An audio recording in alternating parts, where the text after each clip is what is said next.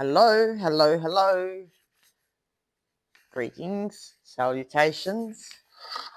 I won't spend too much time on introductions because I've made so many videos for you that the Sage doesn't want me to post yet. I've actually got a whole backlog of videos and I don't know if I ever get to post them, but I check everything with the Sage. So the Sage said that my readings were correct, but it wasn't time to post them. So I don't know if it'll ever be time, but we'll try this one and see if we can get a message for you today.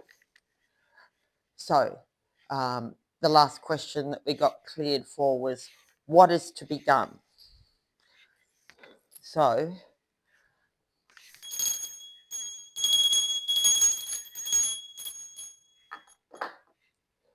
dear Sage, for the very highest good of all, and in particular, the highest good of the person who clicked on the video,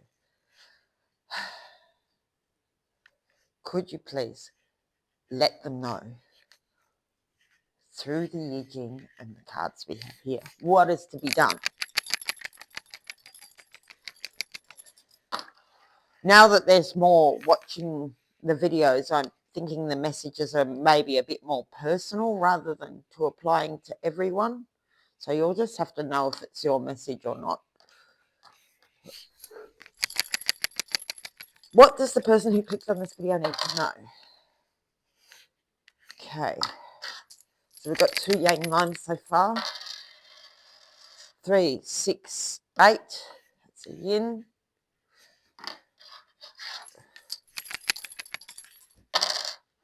Okay, that's a moving yin. Dear Sage, for their highest good, what do they need to be aware of? Or what does it need to be done? The highest good of the person who clicked on this video, what needs to be done?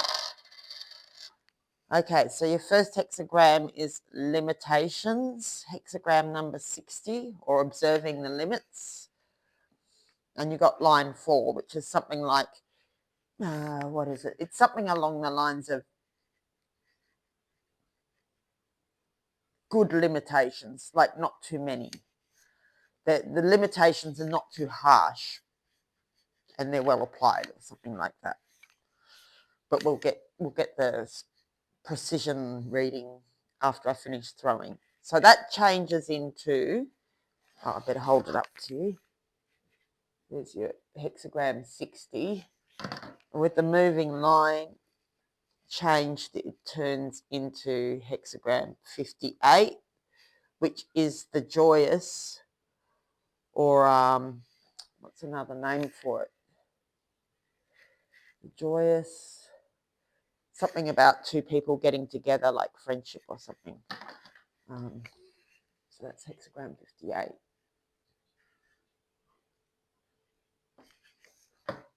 Is there another hexagram to go with this? Yes, 3 yeses. Okay, so that's not the whole story. So just at a glance, that would imply that the correct amount of limitations that aren't too harsh but are in the right spot is going to bring you joy. And it's the kind of joy where 2 people or more are enjoying each other's company. But not in a hypo way or anything like that, just steady enjoyment, sharing a cuppa together or something like that, but over a long term. So, second hexagram, dear Sage, what is to be done for the person who clicked on this? Okay, 2, 4, 7, that's a yang line. Same again. Okay, 3 heads, that's a moving yang.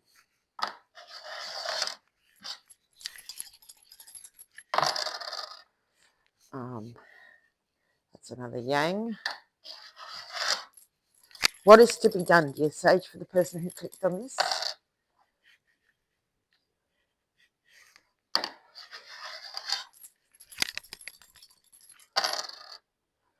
Okay, great power, or great power or taming power of the great.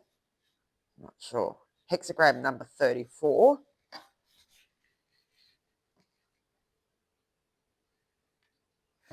And with the moving line, it changes to hexagram 54, which is the marrying maiden, which is not such a favourable hexagram. We had this one recently in a reading, I think.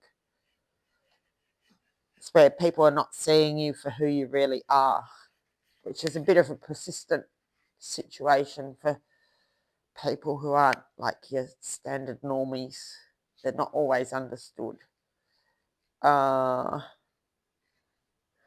were we? Yeah, 54.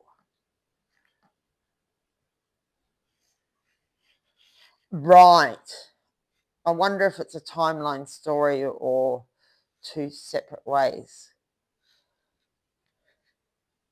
Right, okay, just at a glance, because this moving line, where are we? Hexagram 34, this moving line in the third place, that's where you get your horns tangled in the hedge. If you're a goat and you're trying to escape the yard and you get your horns tangled in the hedge and you can't go forwards or backwards or something like that. So it's like a rush to get out of the situation only gets you trapped, which leads you into a situation of the marrying maiden, which is nothing is favourable. Nobody sees you for who you are. You're the concubine, the second or third in. Well, you're not important to the situation as an individual. You're just a cog in the wheel, sort of thing. That nobody sees you for who you are. And if it's a marriage situation, then it's not good to marry because what was it about the marrying maiden? It wasn't so good. Like, they just don't appreciate you. They're not seeing the true you. And you may be, like, even if you are the wife, they may be in love with someone else, sort of thing. Or the husband, whatever. You know, they may have eyes for another. Or you'll always, it's like being the second wife and the first wife has got 3 children or something, and so the first 3 children and the first wife always come first and then you come second, kind of thing. And then if you have kids, then your kids inherit after the first load of kids, you know, in traditional circumstances. If it's like an employment situation, it's like you're just another waitress, you're just another dishwasher, you're just another clerk or secretary, or, you know, nothing about you personally makes you fitted to this job. It's just that you're able to fit the box. Like, it's a nondescript kind of situation. So at a glance, I would be saying that it's like a choice between these two ways of behaving. I'm hoping that's what it is, because if it's a timeline, that's not a lot to look forward to. But basically applying the right amounts of limitation at the right time, not too much, will bring you joy. Whereas if you get all hard-headed like a goat and trying to butt your head against the hedge, you will get your horns stuck in the hedge, and then you'll be in the marrying maiden situation.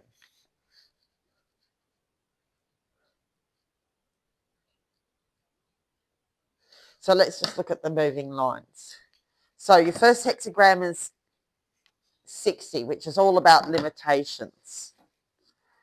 It's like the correct measure of things, regulations, the demarcation of seasons and times. It's all about measuring and the right quantities or pressure or amount or whatever, the right delegation,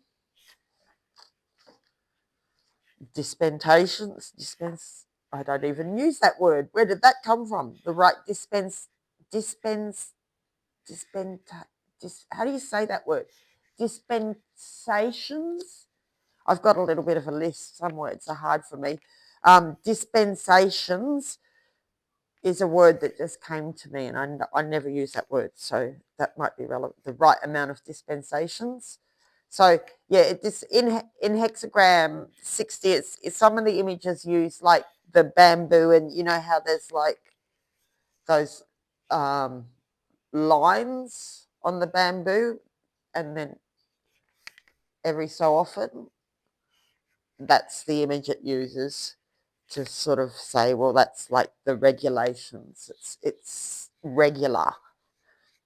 And so you got line 4, which is the dam calms. All right, so this is, look, we are going to read this from the beginning because it's a different interpretation. I've got this book here, which is by, better give you the author's name so you can go and buy it if you're interested. Also, they're credited. Nima Jahan, the celestial dragon I Ching. Okay, so, this is a different kind of interpretation than what I'm used to, but I like it.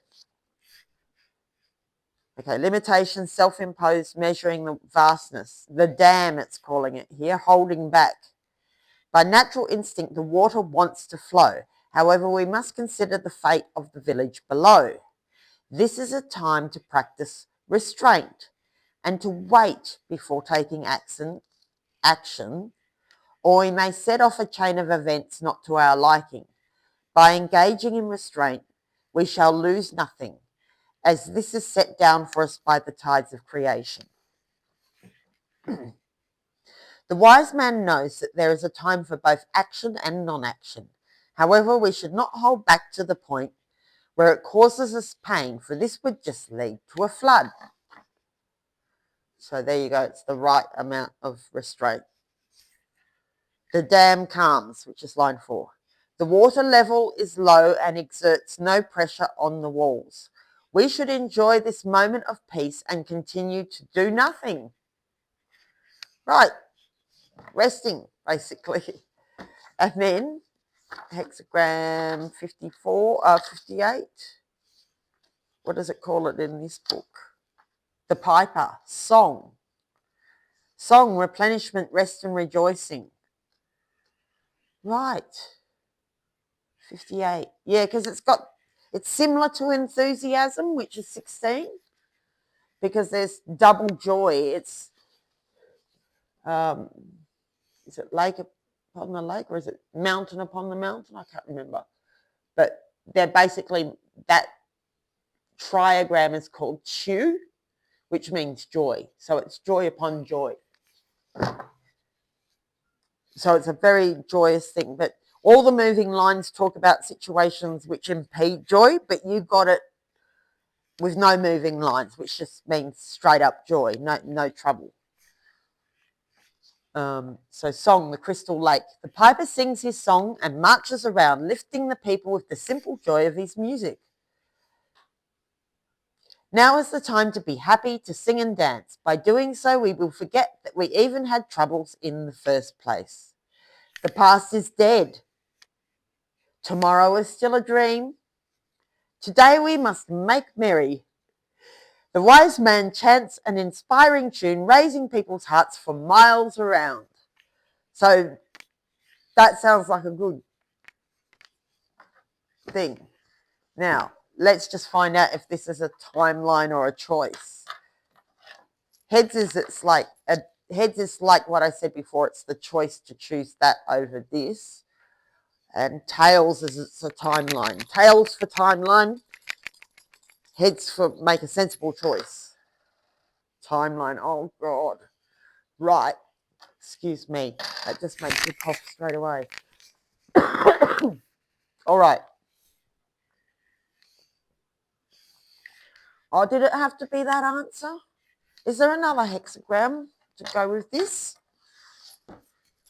Because, oh, thank goodness. That's not the end of the story. Right. Okay, so I'll tell you the next bit, but it's not the end of the story. Thank goodness. Right. So you've got hexagram 34 as the next thing in the timeline. So right now you just chill out, you know, enjoy yourself, play some music or listen to some music, do some dancing, enjoy having cups of tea, just chilling out, because it looks like this bit next, after you chill out, comes some sort of, let's see, what does it say exactly, because it'll be slightly different. The horns, power. Third line, restraining the horns. Oh, how he wants to charge forth, but he notices a barb entangled in the hedge. Some enemy has placed it there to trick us. To persist this plan would mean getting stuck in the hedge. Better to holster the horns and use delicate skill and cunning to remove the barb. Right. So you're the goat and you're trying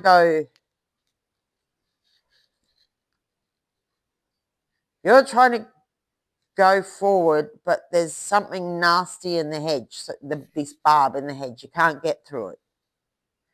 And it's been put there by your enemy. Probably your narcissist or your psychopath or your local sociopath or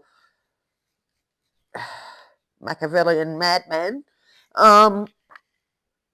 which could, you know, that could turn up in any way. Like, I'm just getting a feeling like it could turn up bureaucratically. I don't know why I'm thinking that. It's just what came.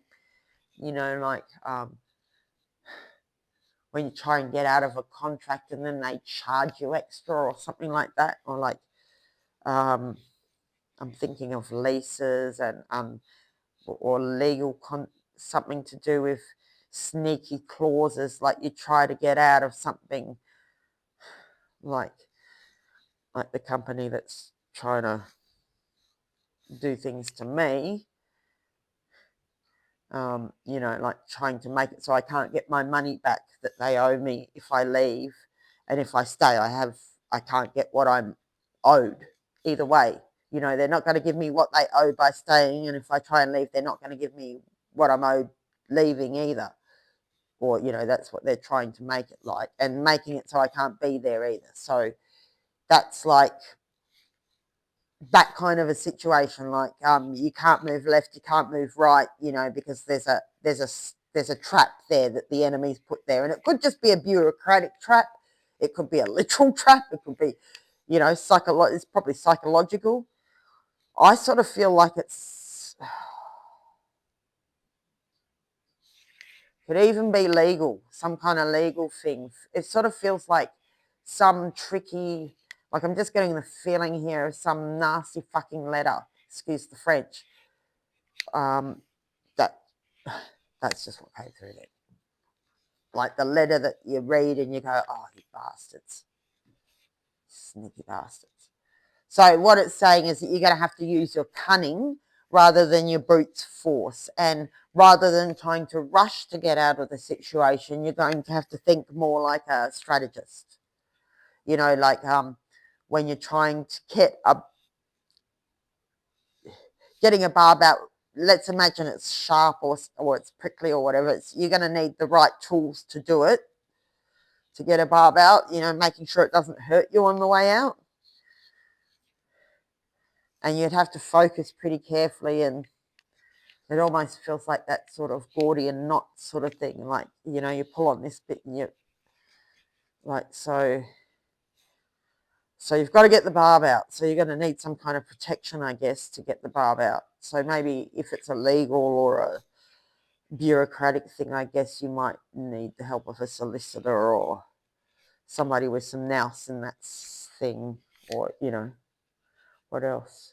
There's all sorts of advisors for that. I'm not an expert on those matters, but it sort of feels a bit like that kind of energy. It doesn't have to be manifesting in that way. I just feel like that's a distinct possibility for at least one person watching this. So there'd be another way they could try and trick you anyway. They're trying to trick you on your way out, sort of on your escape. So you're going to have to make a plan. Like I'm thinking of like once I had to leave a really bad relationship with a someone was extremely controlling. I had to start stashing money away without telling him and make inquiries without telling him, and then, you know, line things up slowly and quietly without him noticing, and then sort of make the move at the right time when he's looking the other direction, sort of thing. It feels a bit like that.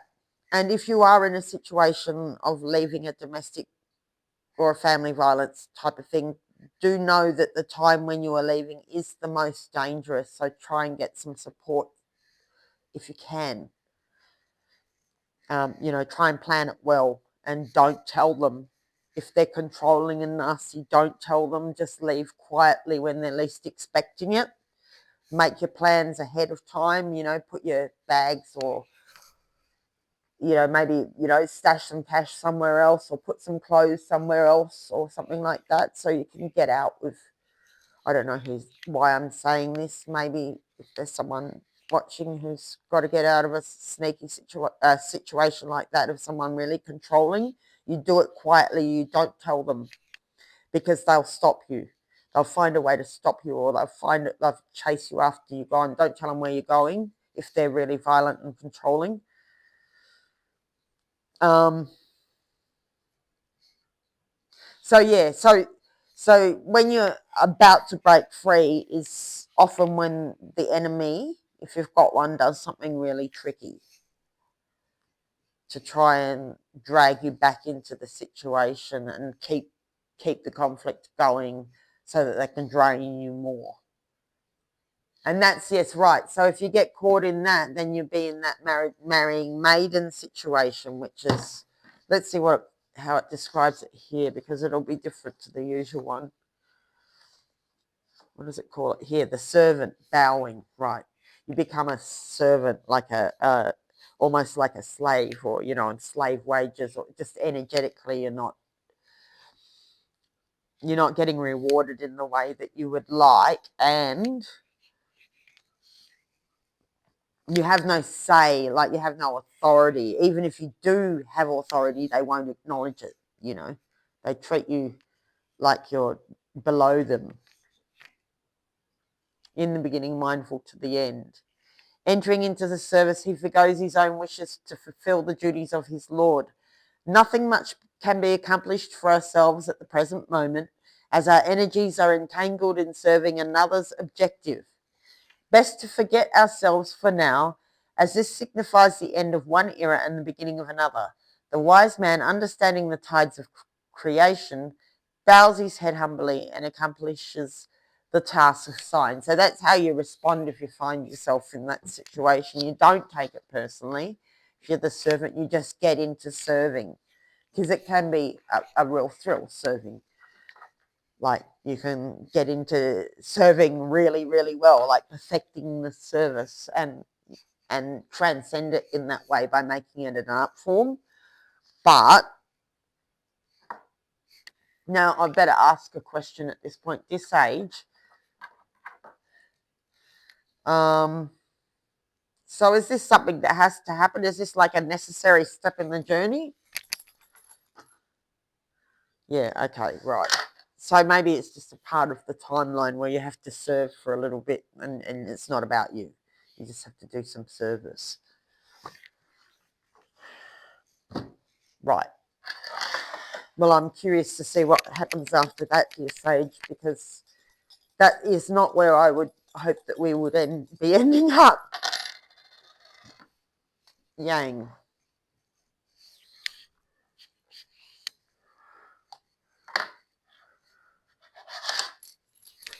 If you do end up in the marrying maiden situation, it's just a situation. It sort of takes care of itself over time, and you gradually things change, like, and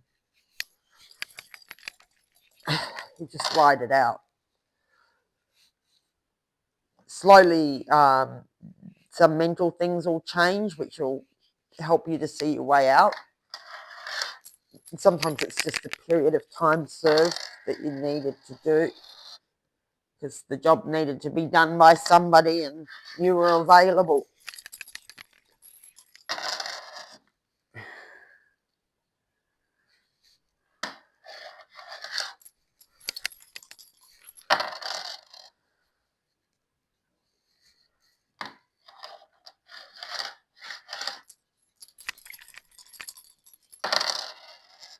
All right, so family, 37. Are you saying this person has to serve their family? No. Are you saying that that happens after the the service hexagram? Yes. Okay, so that's just a step on the way to family, and it's got no moving lines. So that would imply that it's a good, true feeling of family. Like there's no real issues there just by looking at it like that. Are there more hexagrams? No. Okay, so this is all leading to family, is where this timeline ends.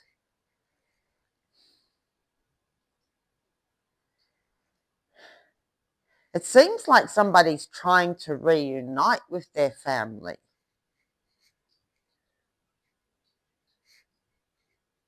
Like, this is not necessarily blood family. It could be just who you feel is family, what family means to you, you know. Like, family doesn't mean the same thing to everyone. But because the hexagram's solid, that would imply that, you know, that's a good feeling there. That's what you've chosen. That's your chosen family, whatever that means. Whether they're blood relatives or not, that's your family. So it's a family situation that's in harmony and working well. This looks like a story where someone's having a hard time either getting back to family or finding their family for the first time. Either way, it just seems like the trials before you come home and feel really home and feel like you're surrounded by the ones you love. It's just like it's like, have a rest now. You can't really push anything just now. This obstacle that the enemies put there, it is going to be surmounted, but you're going to have to be slow. And I'm sort of getting like, I was almost going to say unpicking threads.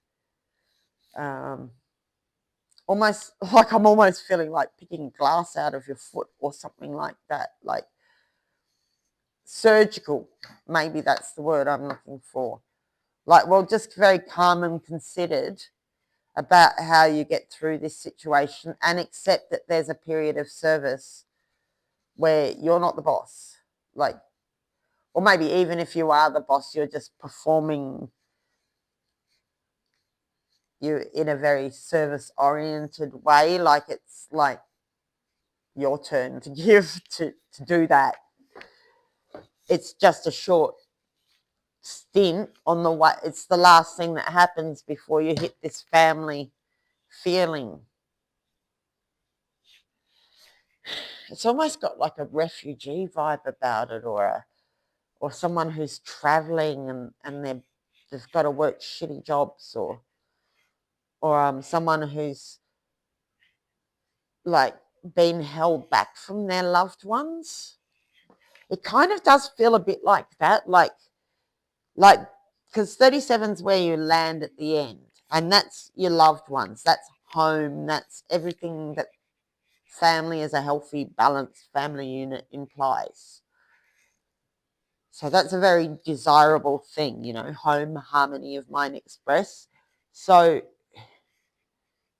home and family, and that it just feels really good and solid there.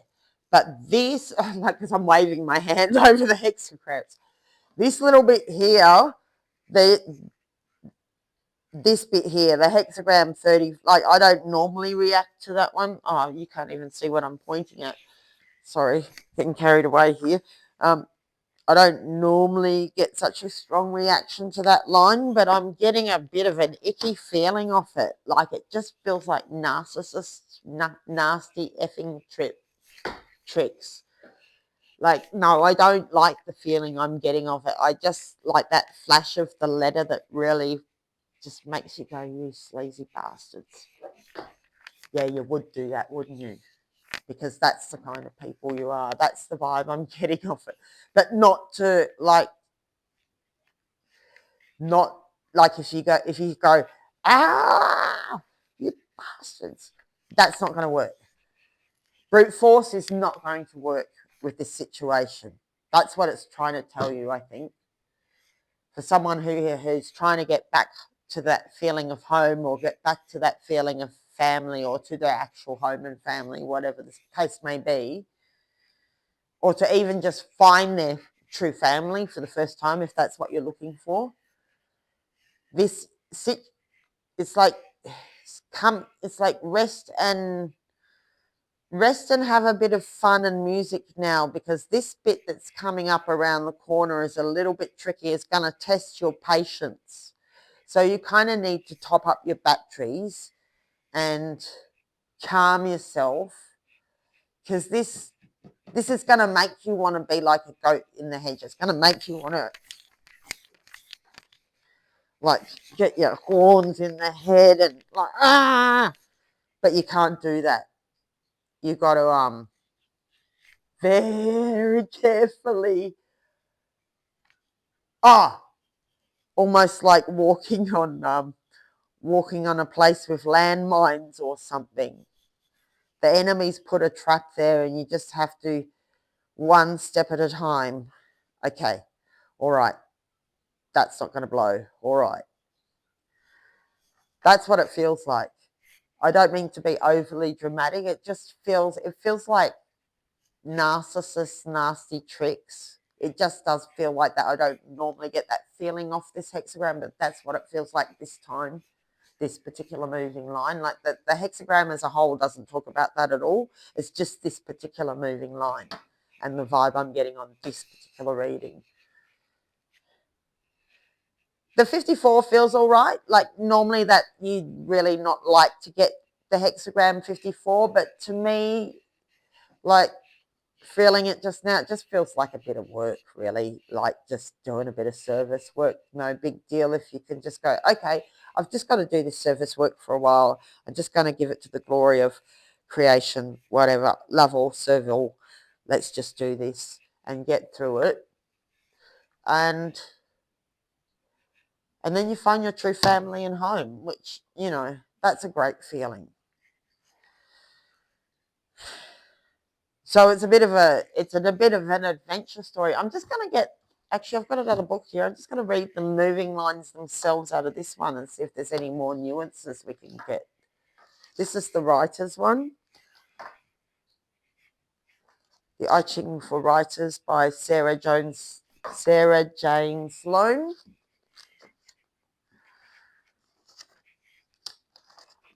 So what does it call? Where did we start? Hexagram 60. It says Hexagram 60 this book calls it Face Your Limitations, and line 4 says, indicates good luck. The limitation you face here is only a natural one. The limitation of pages, lines, time. Write a short poem that stops in mid-stride, like Robert Graves' poem that ends with a comma, upon a gander's wing. Okay, so that's that moving line. And the other moving line for 34, because the moving lines are like hinge points. So if you had to just if you're in a real hurry and you had to read, you just read the moving line. It's much better to read it in context. But I don't want to read you the whole books because of, probably the authors would prefer you to go out and buy the book. So I'll just read that moving line here, number 3. So what does it call it here? The power of great style. So great power, or the taming power of the great, Ta Chuang. It calls it the power of great style in this one. And the moving line 3 is that you must not boast about your writing prowess, or misfortune will follow.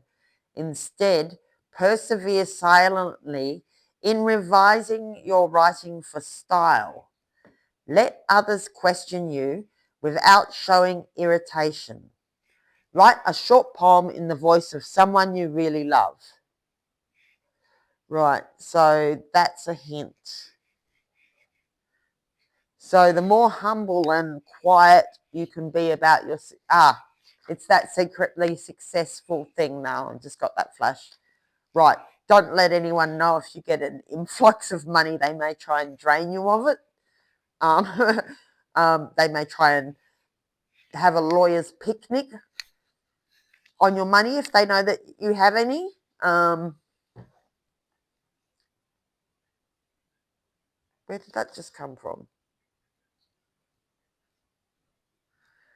Right, yeah, so, and yeah, it's just being ostentatious and showing off, or being boastful in any way, shape, or form is going to attract what you don't want. So if you can just humbly serve, you'll be right. You'll be back. If you can just very carefully, quick unpick. Well, it's actually a slow unpick in this case. You slowly unpick yourself from this situation without boasting and without letting anyone know that your situation is improving. And do a bit of selfless service, and you'll soon find your way home. That looks like the story to me. Can we please have an overall dice flavor? 5. Something that wasn't possible now becomes possible. Right, so something's opening up for you, but you have to very carefully unpick it to break 3, because the enemy has set a trap in the last... It's like, I'm getting that picture. If you're walking through the minefield and you just relax right at the last thing before you're actually out, that's what you don't want to, and step on a mine there. So that's the warning, I think, is to just watch out for that trap that the enemy sets on the way out. And if you do come across that trap, then not to react to it by pushing and like being willful in that way. You have to be more calculating and careful and quiet and humble, and just humbly get your way around it like a monk or something. Imagine how Tripitaka might get through the situation. All right, so can we please have some more? Can we have a flavour about these? Can we have a emotion flavour card around this? The barb in the hedge, please. What's not helpful about the barb in the hedge first? What's not helpful? Like, what's the tricky bit about it? Fear. All right, so it's something that's going to make you afraid. But you don't have to be afraid, because I realize that I am testing my resolve to live in the energy of love. So be not afraid, fear no evil. It's already telling you, okay, so that's how they're going to get you, with fear. So if you already know that, you can, and you already know that you're going to get through this by being calm and cluey. Calm and cluey. I might call the reading that. You're going to be calm and cluey.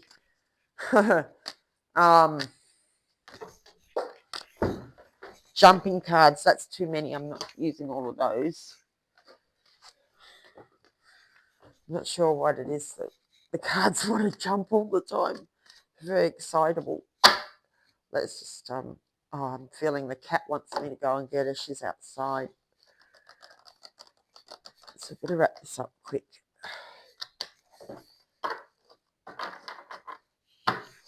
All right. What's helpful to you, Sage? For the person who clicked on this video for their highest good, to help get through the tricky bit, what helps? Guilt. How does guilt help? I release any beliefs that no longer assist in my soul's growth. Okay, so maybe they're going to try and guilt you, make you afraid with guilt.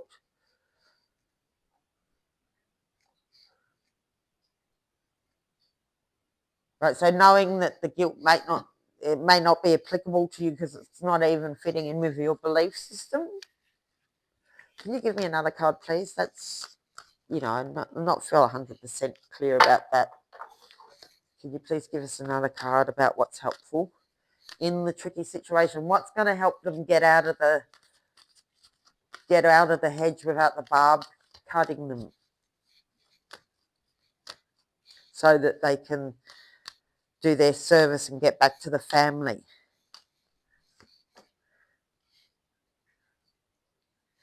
Failure. I understand that a mistake is only an opportunity to learn. Feelings like you're feeling, right, you didn't fail. You feel like a failure, and you feel guilty because something made you afraid. But you've got to know you did the best you could with what you had.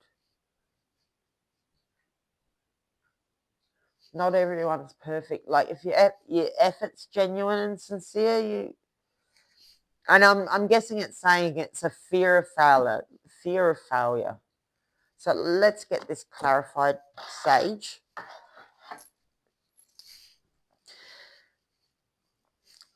Are you saying that something's going to fail and that's a good thing? Because we asked what would help and it said failure. So maybe you want to succeed at something that is not actually a good idea, and failing is helpful. Let's see. How is the failure helpful? You're saying heads is that something you fail at is for your own benefit, and tails is it's get over the fear. Right, definitely tails. Be not afraid of failing. You're not going to fail. You could have just said success. That would have been more clear. I understand that a mistake is only an opportunity. You can't fail. Right. You don't fail because you're learning.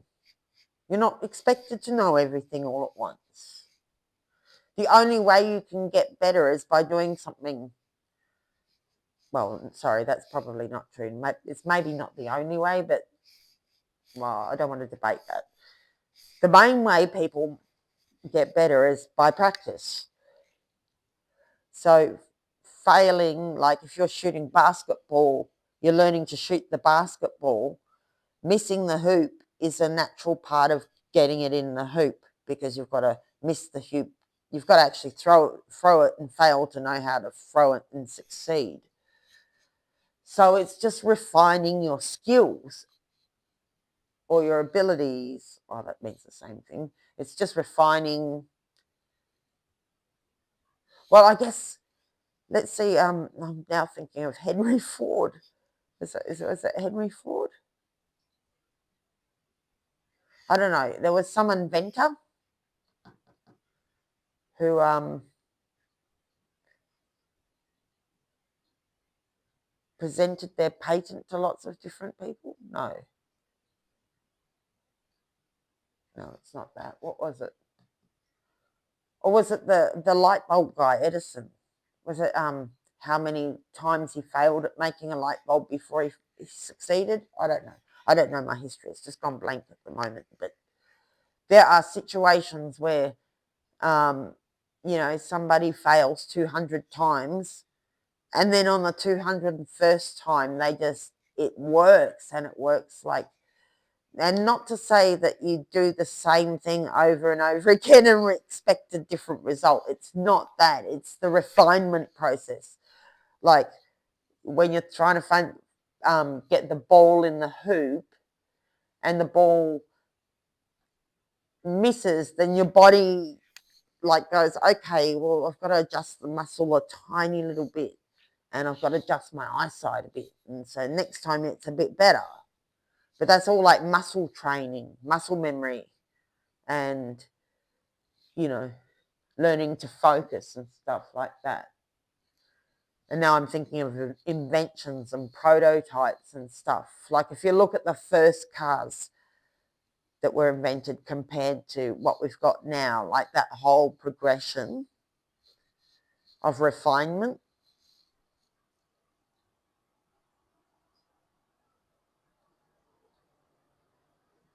So yeah, that's what I'm getting off it, is not to see things as failure, but as refinement.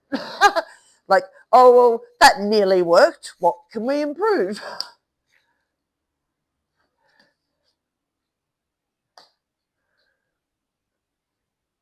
And okay, and just release guilt about, and release any beliefs that no longer assist in your soul's journey. Okay, let's get some more clues, please, Sage. Let's get some crystals. I love my crystal cards.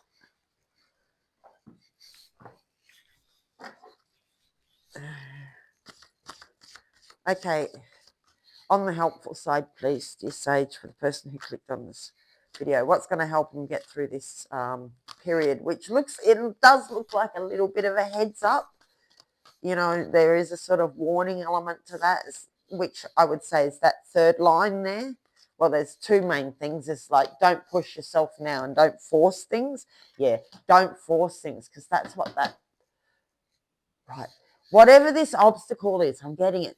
This obstacle is not going to be overcome by force in any way. It's through a period, a process of refinement, whatever this obstacle is, the barb in the hedge. I'm just thinking now that could be a mental barb in your hedge. That's possibly true, I guess. It could be a form that you haven't ironed out that's still a bit kinked, like a kink in the hose. Oh, well, two cards just jumped out. I'm going to take them, whatever they are, because they were very enthusiastic. All right. One of the readings that I did for you that I'm not allowed to post had these two exact cards. Wolfenite, which is basically, you're a child of the stars. You have as much right to be here as anyone.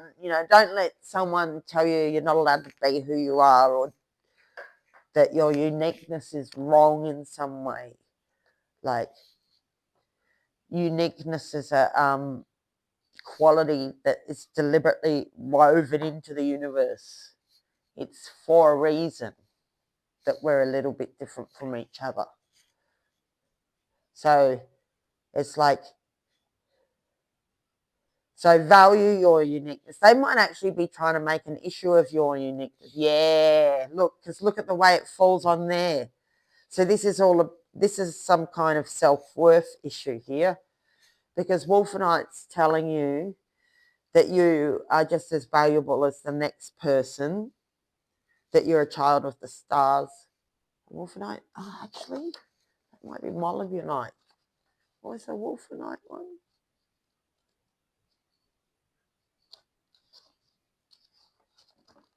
Wolfenite.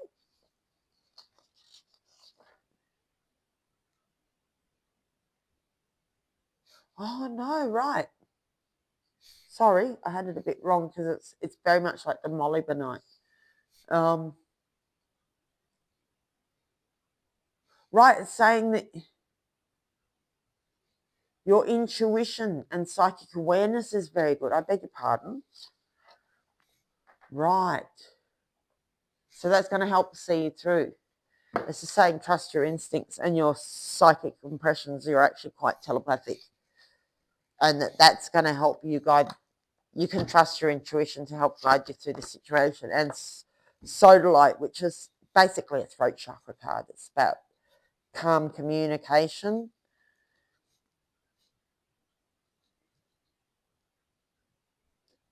and that nice blue restful energy. So stay calm, especially in your communication. Trust your instincts. Let go of this fear of failure and any guilt and shame. Know that fear is the trick of the enemy. It's false evidence appearing real in this case, because you are going to get through this situation. I can already see that on the timeline, that you actually do succeed. I guess you just don't want it. It's a matter of how many scratches you get in this hedge as you're trying to get out.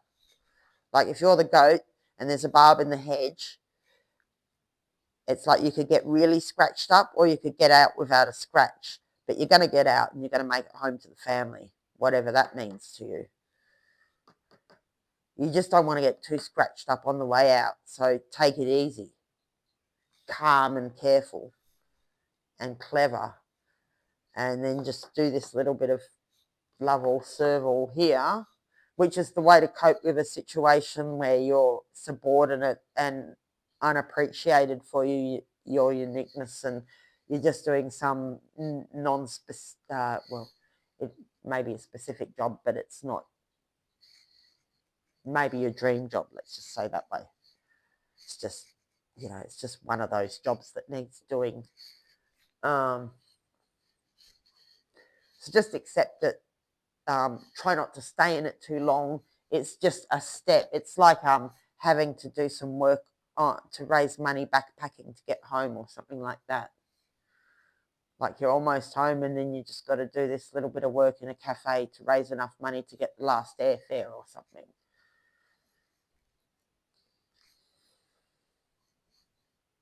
So that's just the last step before you make it home. I've never really seen that hexagram like that before. I mean, even though it's quite obviously all about that, but 37, I've never really seen it as coming home before, but that's what it sure looks like. Like this is like a coming home story. Coming home story. Yeah. All right. So calm communication, trust your instincts. Don't let the enemy put the fear into you. It's false evidence appearing real. Let go of the guilt. You did the best you can with what you had. The mistakes you made were all part of the refining process.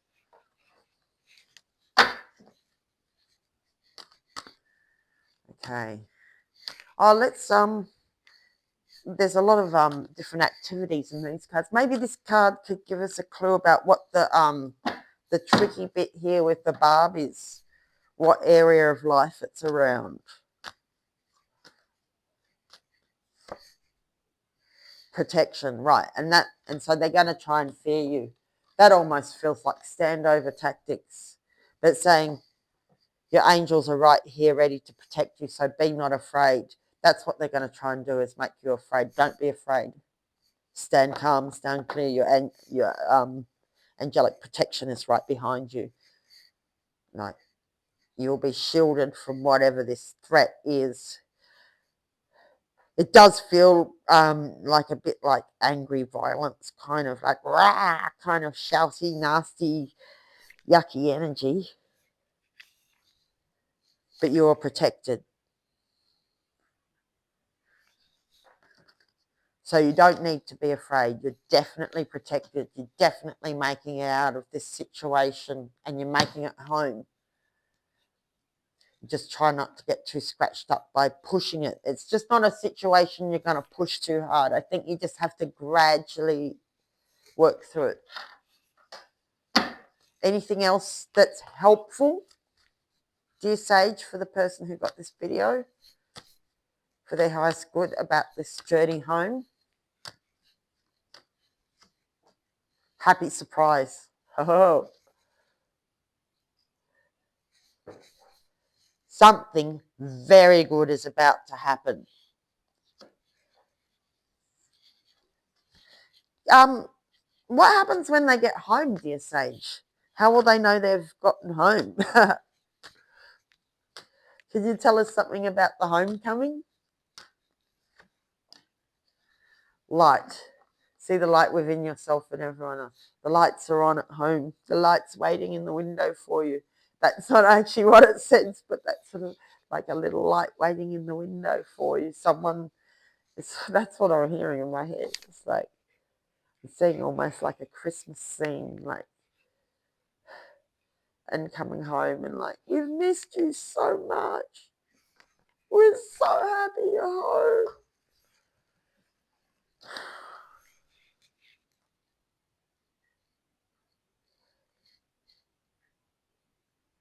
It's very golden. It's a very golden light moment.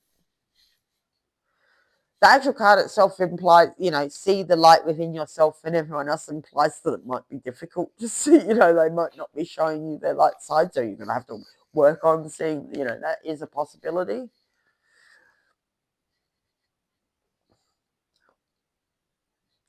But no, actually, I just hear that the lights will guide you home.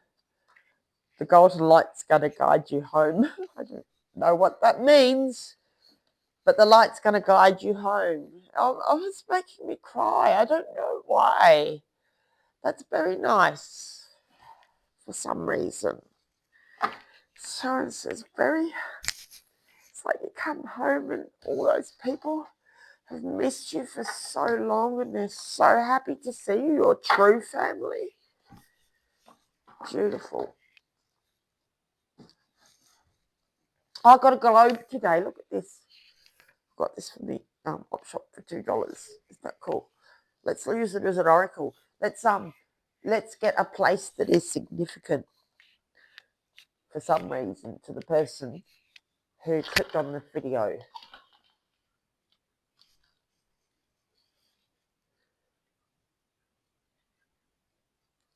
The North Atlantic Ocean.